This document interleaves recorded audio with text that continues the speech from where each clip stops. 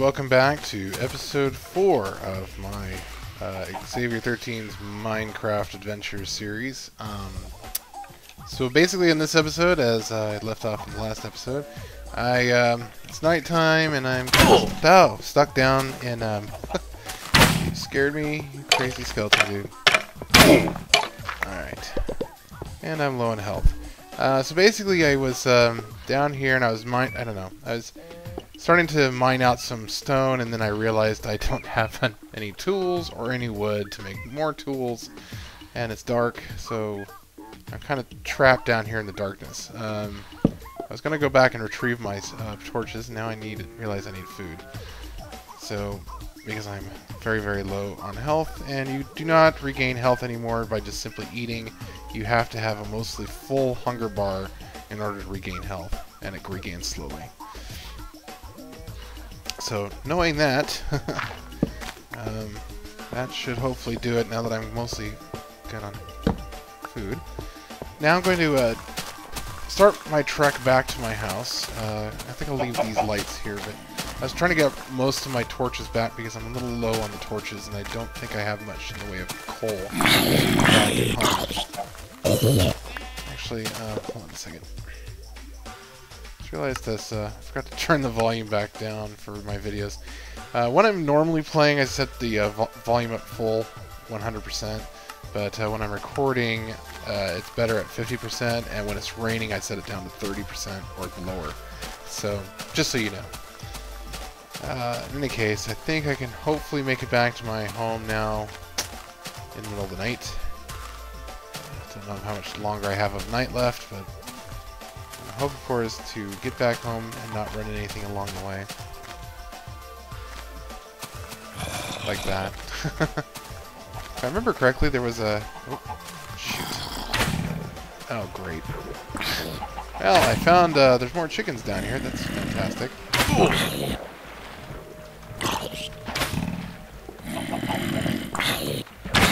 Aha. Yeah, that's what I'm talking about. Monster on monster action. Great. Love it. Have the zombie do the work for me of killing the skeleton. Okay, so now I'm going to get myself... Oh, great. I don't have a pickaxe. Okay, well, I have a shovel. If I can see, it's very dark down here. So let me put a torch so I can see. There we go. Get myself out of this hole.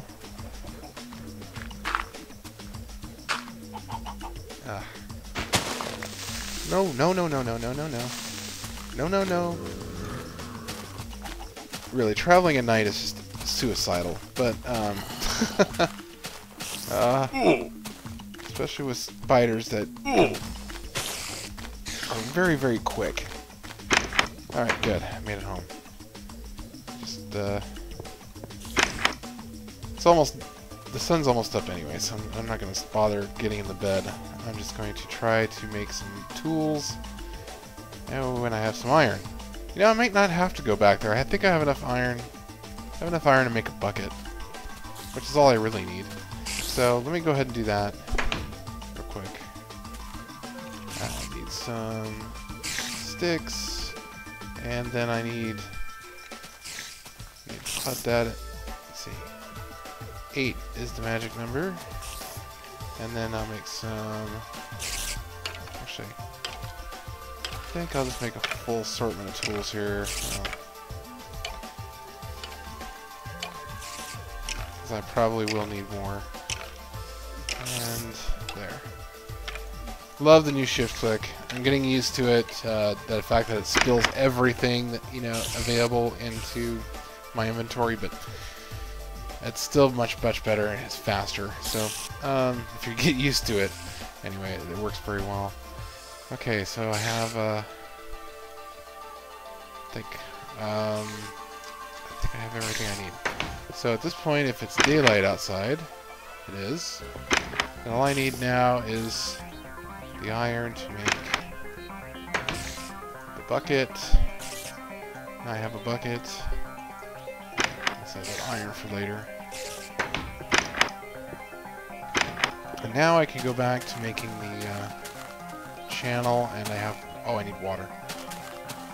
One thing I'll be doing too is I'll make a pond reservoir basically near my job, because I want to have ready access to water without having to hoof back and forth or make multiple buckets, because making multiple buckets is kind of a waste. And let's see, the water's going to start on this side, so I might as well put the pool on this side.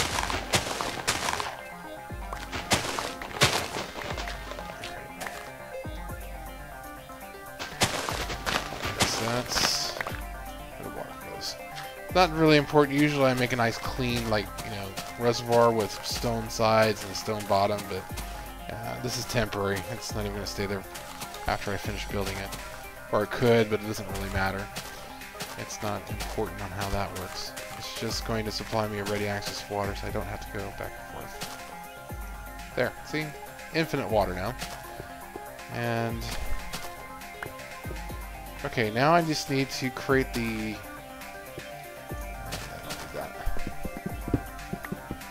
Oh, one thing I forgot I don't have is glass. I don't have any glass. Okay, so... there's so many things that I need for this project that I wasn't prepared for. I apologize for not being prepared for this ahead of time. Let me go ahead and just build the walls, and pretty much I can do right now. And let's see. This is such a perfect location. Usually I have to go build a... I have to either mine this down deep or build this above my home. But this will work out perfectly.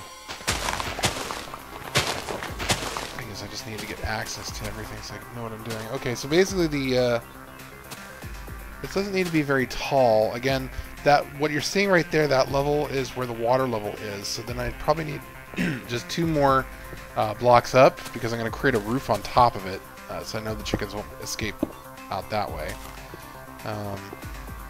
Actually, what am I thinking? Sorry, I'm being the perfectionist. I don't want to waste stone.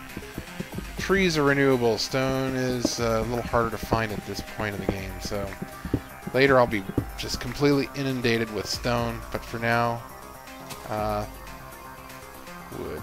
Wood is what I'm going to use as much as I can, get away with it. And okay.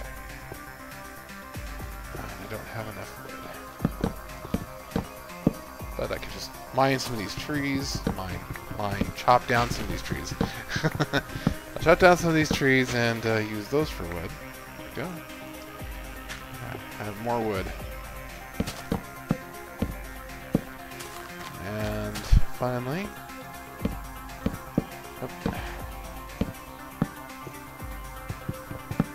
okay, so now I just have to get up on top to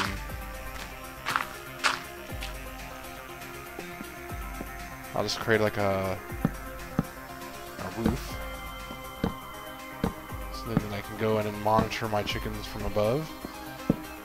And this is also important because you're going to be needing an access hatch to drop the eggs in so that you can make more chickens, which I'll show you in a bit. So, and also I'm going to leave gaps in there where I'm going to put glass later. That I'm going to save you the trouble of watching me harvest or shovel up sand endlessly, because I need a lot of sand. But there, okay. And so there is basically the inside of this awesome little well, it's a chicken factory basically, but it works really well. Actually, I think on the outside here I'm gonna have observation windows, so this is all gonna be glass here, and it's less important on the sides because the chickens usually don't spend a great deal of time on the sides or behind, because they're usually swimming right about there. So that's where they're going to spend most of their time. And do the same thing on the other side. Why doesn't that add up? Oh. Okay. Again, I'm playing this like in a minimal sized window to save on the file size for the the video recording. So usually I would play this full screen and I'd see things better and a lot. Sometimes it's not only smaller but it's darker, so it's kind of harder to see. Okay, so that pretty much is all I really need for this, and I think I'm gonna just do one more ring around here, so to keep the water from flowing out this way. And essentially, let me show you what. Oh, great! I just trapped myself in. Here, I'll show you how this works. If I have. Oh no, I need. Well, I'm gonna create a workbench up here so I can show you what I'm doing. Crafting table. Alright. So I only need about 5. Okay, I need more wood. Okay, I'm going to put you on hold for a moment while I harvest some wood from the surrounding area, and I'll be right back. Okay, I'm back. And so I got some wood, and now I made enough to make 6 signs. I only need 7, I need 5 for the initial water drop, and then I'll need 1 later, so I'll explain that one later. But for now, I need 5 signs specifically to show you how this is going to work. So, oh, I need to clear this out. So I'm going to make a quick channel out. And here, let me. I'm going to pause you just a second again. Okay, I'm back. I just wanted to clear some of this out so you can see what I'm doing and clean this up a bit because I don't want to spend a lot of time making it look good while you're watching me. So, as I said, water flows 8 blocks. So this is the first source block that's going to be hidden underneath the stone. And I just put it there just for safety's sake to make sure that the water's always flowing one direction. If something lands on the water source, I'm not sure if it actually moves. It should, but I just don't want to take that chance. So the first block is not used. Then there's 5 blocks that, for the total width of this section here. So I know that that's now going to be traveling 6 blocks. And then a 7th block would be underneath the area that the water is not flowing. And then, actually, I'll need that in a moment. And then, so that means the 8th block here is where it's going to have to drop down 1 so that the water continues flowing. So if you keep doing this, you're going to have this flue that keeps going 8 sections. And here's another trick, because everything works in 8s and 4s. When you're digging, whenever you're digging, you can only dig 4 blocks ahead of you.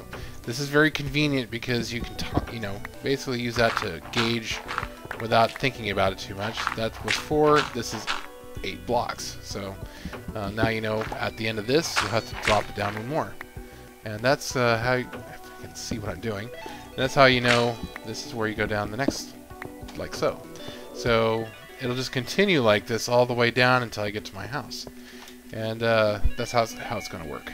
So now that I know where this is going, I can drop down like so and keep this going forward. And so now I'm just about out of time, so I just wanted to let you know where I'm at before I let you go. And the next episode, I'm going to continue this flue and show you what it looks like as it hits the bottom towards my house. Until next time, this is Xavier13.